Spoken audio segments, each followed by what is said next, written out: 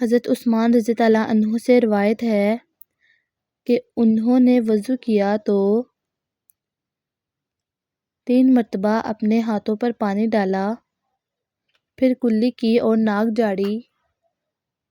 پھر 3 مرتبہ اپنا چہرہ دھویا، پھر 3 مرتبہ کہنی سمیت اپنا دایاں ہاتھ دھویا، پھر 3 مرتبہ کہنی سمیت اپنا بایاں ہاتھ دھویا،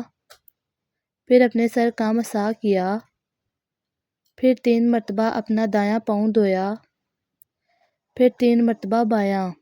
پھر فرمایا میں نے رسول صلی اللہ علیہ وآلہ وسلم کو دیکھا، آپ نے میرے اس وضو کی طرح وضو کیا۔ پھر فرمایا جو شخص میرے اس وضو کی طرح وضو کرتا ہے، پھر 2 رکعتیں پڑھتا ہے اور وہ اس دوران اپنے دل میں کسی قسم کا خیال نہ لائے تو اس کے سب کا گناہ بخش دیے جاتے ہیں۔